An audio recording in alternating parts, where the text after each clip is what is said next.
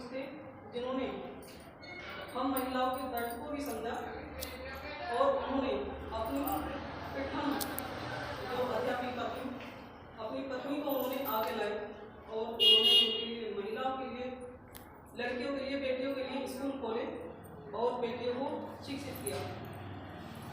उन्हीं के पक्ष में छोटी सी मैं कहानी सुनाना चाहती हूँ आप महामना ज्योतिबा फुले जी के बारे में। एक बार ब्राह्मणों के यहाँ पे एक लड़के की शादी थी, ब्राह्मण लड़के की शादी थी और उनसे उनकी दोस्ती थी, बहुत ही ज़्यादा अच्छी दोस्ती थी। वो उनके यहाँ पे आते जाते थे, खाना पीना सब हर समय उनके साथ में रहते थे। तो ब्राह्मण लड़के ने एक बार कहा कि तुम्हें मेरी शादी में चलना है। ज्योतिबा फुले उनके कहने पर चले गए। जब वहाँ पे जाते हैं तो कुछ लोग वहाँ पे बुजुर्ग जो मनुवादी थे, जो मनु को मानने वाले थे, उन्होंने फुले जी की तरफ देखा और उन्होंने कहा अरे ये तो अछूत है, ये तो हमारी समाज से है, ब्राह्मणों की शादी में एक अछूत का क्या काम यहाँ पे। ज्योतिबा फुले ये उनका अपमान वहाँ पे सहन नहीं कर पाए और वहाँ से चुपचाप अपने घर चले आए। वहाँ से आने के बाद में उन्होंने सारी रात को ये सोचा कि हमें अछूत क्यों कहा जाता है, वही हड्डी वही मांस और वही खून रक्त हमारे शरीर में है और वही उनके शरीर में है। तब उन्होंने सब चीज़ को त्याग के अपने समाज के लिए उन्होंने सभी महिलाओं के सब पुरुषों के लिए अधिकार के लिए वो लड़े और जब लड़े तो ऐसा लड़े कि पूरे देश में पूरे संसार में उनका नाम हो गया। और थोड़ी सी बात मैं माता रामाबाई के बारे में बताना चाहती हूँ। माता रामाबाई जब बाबा साहब लंदन में पढ़ाई करते थे तो एक बार बाबा साहब ने उनके लिए तार भेजा राजनीति। तो उन्होंने जब ज़्यादा कष्ट भुगत रहे थे वहाँ पे लंदन में पढ़ते समय, तो कभी कभी ऐसा होता था कि उन्हें खाने के लिए रोटी भी नहीं मिलती थी। कभी एक कप चाय से सारा दिन गुजार देते, कभी एक ब्रेड के टुकड़े ही सारा दिन बिता देते। तब उन्होंने कहा रमा मैं तेरी मजबूरी को बहुत ही अच्छे से समझ सकता हूँ, 5 बच्चे तेरे पास हैं और पूरे घर का तेरे साथ में खर्च है, फिर तुम इतनी कुछ नहीं करती हो मुझसे, सारे खर्च तो चला रही हो, पर मैं क्या करूँ, मैं भी बहुत मजबूर हूँ। इस बात को बस तुम समझ सकती हो, मेरी बात को कोई और नहीं समझ सकता।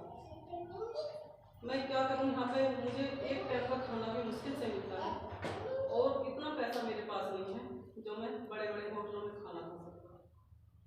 और मैं कहीं भी जाकर 1 मिनट का समय ऐसा नहीं था उनके पास। उन्हें शिक्षा की भूख थी, वो सारा दिन भर लाइब्रेरी में बिता देते थे। उन्होंने 1000 दिन में 16,000 किताबें खरीदी और उनको पढ़ा। एक बाबा साहब पूरे संसार में ऐसे व्यक्ति थे जिनके पास इतनी किताबें थी कि वो आज भी 32 संदूकों में आती हैं और आज भी वो किताबें उनकी वहाँ पे मुंबई में बड़े अच्छे से उन्होंने अपने घर में 22 कमरों के मकान में सजा के रख रखा है, बड़े अच्छे से। और उसके बाद में उन्होंने अपने घर को ही कि उन किताबों के जरिए अपनी बुद्धि के जरिए अपने घर को ही ज्ञान का सागर बनाया।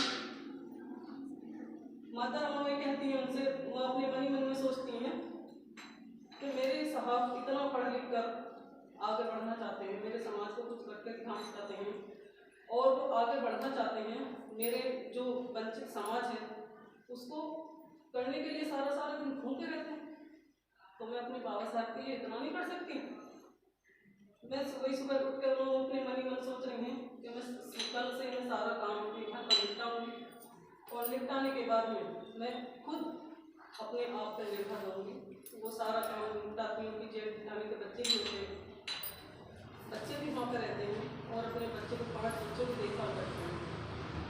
तो सुबह जाती हूँ, एक टोकरी लेके जंगल में गोबर इकट्ठा करके लाती हूँ और उस गोबर से छोटे उपले बनाती हूँ, छोटे उपले बनाकर सुखा लेती हूँ मैं और फिर उन्हें बाजार बेच डालती हूँ।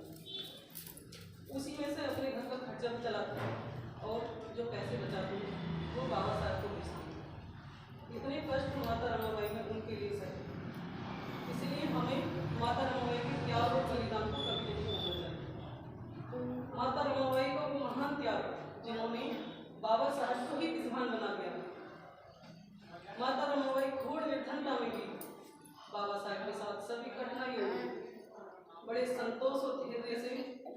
के साथ खड़े रहते थे। एक एक पैसा जोड़कर भीड़ को पढ़ाती थी। मेहनत मजदूरी से जो भी कमाती थी पैसा इकट्ठा कर कंडे व उपले बाजारों में बेचकर घर को चलाती थी। लंदन से अमेरिका और डॉक्टर से बैरिस्टर, ऐसा हौसला भरमार कर माता रमाबाई का बढ़ाती थी। माता रमाबाई के 4 बच्चे भूखे पेट कुपोषित ही मर गए। जब वो रोटी थी उनका पैसा तक नहीं और ना ही दवाई थी।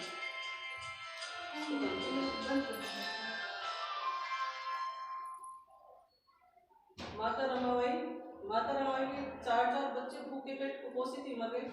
एक माँ की खुशी और उम्मीदों संग ये कैसी जुदाई थी। बाबा साहेब विद्वान होकर भी माँ को नहीं बोल सके। बाबा साहेब विद्वान होकर भी रामों को नहीं भूल सके। जो भूखी प्यासी कई रात रही, माँ हम सबकी खुशी के लिए खुद को नहीं मिटाएंगी। जालियों से लड़ती भीम की रमाबाई थी, चक्की में पिसते हुए डूबते समाज को दलदल से बचाएंगी। ऐसी हमारी महान माता रमाबाई थी।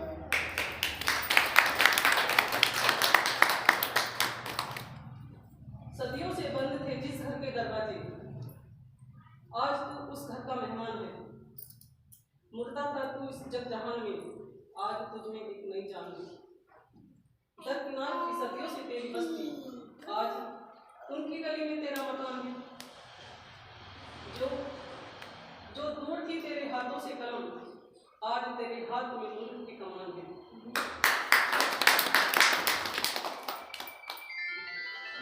जो हाथ उठे थे तेरी हस्ती मिटाने को, आज वही तुझे करते सलाम है।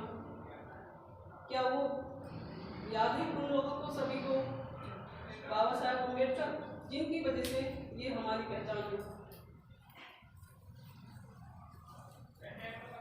बाबा साहेब ने ही हम सबकी विराट जमीन पर गुलाबों के बागों का दिया। बाबा साहेब ने भी हम सब अछूतों को, बाबा साहेब ने भी हम सब अछूत भाई बहनों को से मिला के, बाबा साहेब ने भी भूख के द्वारों को फिर से खिला के, हमें 2 वक्त की रोटी तो क्या, एक वक्त का हमें 2 वक्त की रोटी तो क्या, एक घूंट पानी पीने को भी नसीब नहीं होता था। बाबा साहेब ने भी हम सब अछूतों को शेरनी का दूध पिलाते। बाबा साहब जब 5 वर्ष के हुए तो रामजी राव, उनके पिता रामजी राव, उन्हें एक ब्राह्मण प्रिंसिपल के स्कूल में लेकर गए। प्रिंसिपल साहब को खुश हुए देखकर। एक सुंदर सा बच्चा, गोल मटोले और गोरा रंग का बच्चा, उसे देखकर ये खुश हुए कि मोदी सेनापति प्रवेश पत्र पढ़ना शुरू किया। जब प्रवेश पत्र पढ़ना शुरू किया, प्रवेश पत्र भरते समय जाति का पता लगा। जाति का पता लगा उनके पिता ने पूछने लगे, बता दिया तो ब्राह्मण प्रिंसिपल ने पूछने में आकर प्रवेश पत्र के टुकड़े कर दिए और चपरासी को आदेश दिया, इस महीने में उसके मारकर बाहर निकालो। इसकी हिम्मत कैसे हो यहाँ पर आने की। देखो इधर लेकिन पिता सूबेदार गांधी हिम्मत नहीं माने। वो चुपचाप अपने घर चले गए। लेकिन दूसरे दिन भीमराव को एक अंग्रेजी स्कूल में लेकर गए। वहाँ पे उन्होंने दाखिला तो उनका करा दिया, उन्हें दाखिला तो वहाँ पे मिल गया। लेकिन वहाँ पे भी उनको 5 शर्तें लगाई गई। उनके ऊपर 5 शर्तें लगाई गई। पहली शर्त थी बच्चों से 10 फुट की दूरी पर बैठेंगे, और दूसरी शर्त थी ब्लैक बोर्ड से दूर बैठेंगे। तीसरी शर्त थी बिछाने के लिए वो कार्ड होते हैं, ये स्कूल से ही मिलते हैं। लेकिन उनको शर्त लगाई, लेकिन उनको शर्त ये लगा दी गई कि आप कार्ड बिछाने के लिए खस्सी लगानी पड़ेगी, बिछाने के लिए कार्ड खस्सी लगानी पड़ेगी। और चौथी शर्त ये कि मटकों से निकाल के पानी नहीं पी सकते अपने हाथ से। कोई स्वर्ण बालक भी पानी पिलाए कोई स्वर्ण बालक ही पानी पिलाएगा तभी पानी पी सकते हैं। और 5वीं शर्त ये थी, किसी भी बच्चे के साथ में स्कूल में खेलों में भाग नहीं लेना। इतनी कठिनाई के बाद में सभी